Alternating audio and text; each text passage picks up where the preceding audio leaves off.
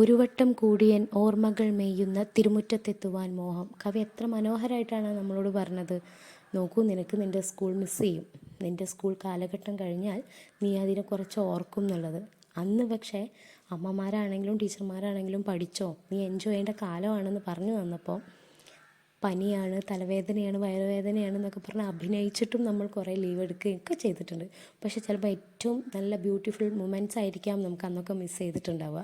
അതൊക്കെ ആലോചിക്കുമ്പോൾ ഇപ്പം ശരിക്കും സങ്കടമുണ്ട്. എന്തായാലും ജൂൺ 2 തന്നെയാണ് ഇവരുടെ മക്കളുടെ സ്കൂള് ഇവിടെ ഓപ്പൺ ചെയ്തത്. അപ്പം എന്നാൽ പ്രവേശനോത്സവമൊക്കെ അതിഗംഭീരമായിട്ട് തന്നെയാണ് നടന്നത്. സാൻവിക്കും മനുവിനൊക്കെ കൂട്ടുകാരെയൊക്കെ കിട്ടിയപ്പോൾ വളരെ സന്തോഷമായി. അവരവരുടെ ക്ലാസ്സിലേക്കൊക്കെ ഓടിപ്പോയി.